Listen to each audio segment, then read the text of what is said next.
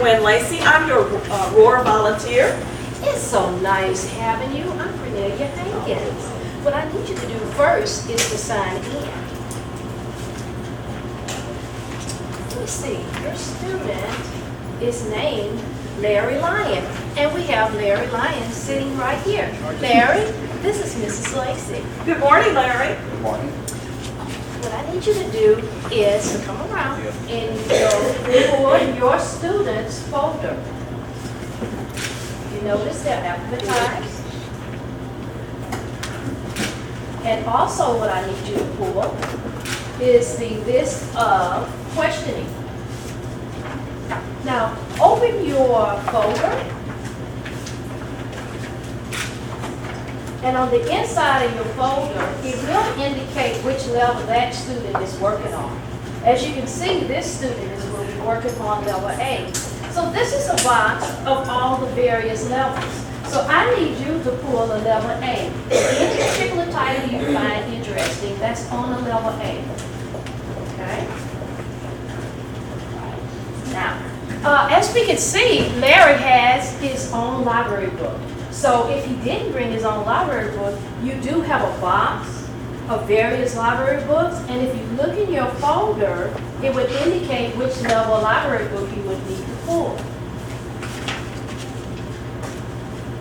And on each library book, we do have the book level. Now, our parent facilitator is going to take you to the designated area along with Larry. Good morning. Good morning. Stacy. Good morning, Larry. I am Michelle Kipples, the parent facilitator, and I'm going to take you to your designated reading area. Thank you. Okay. You just follow me this way. Okay, Larry, I'll follow you.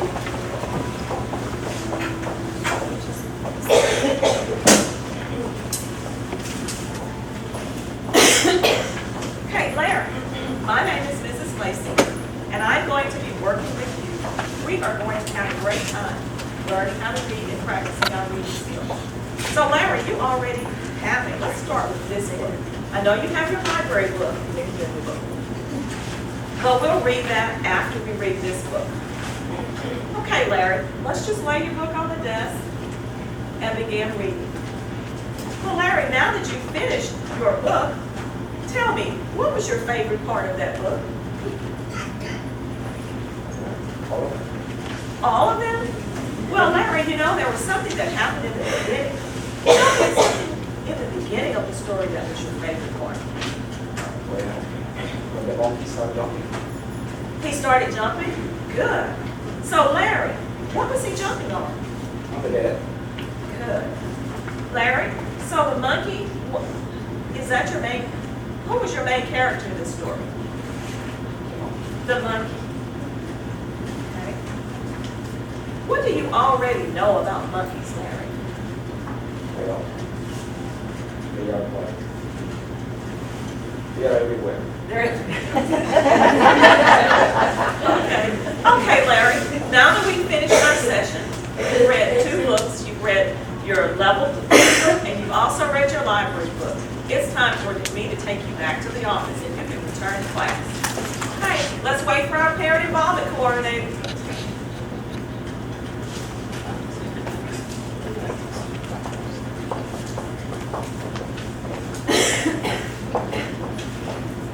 And I'll see you tomorrow, Larry.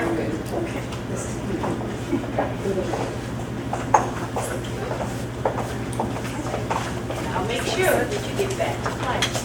Let me explain a few things, go with a few details for you.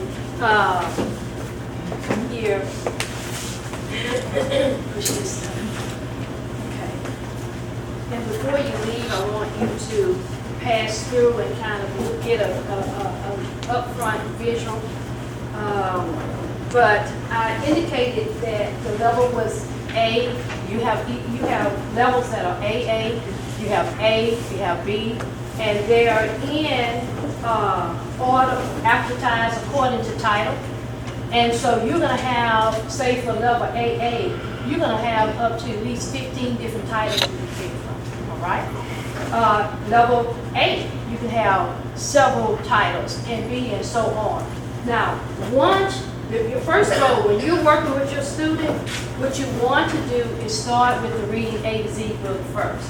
Not the library book, but the reading A to Z book first, okay? And then once they finish that book and you question them about that particular book, if you have time, then you're gonna start with the library book. Also, what you need to do in the student's folder, you'll find that even though this information will be filled in on which level that student is working on, because the Royal Campus Coordinator is going to put that information in there every week. You are going to be responsible for whichever level book that you select, you're going to write that title down.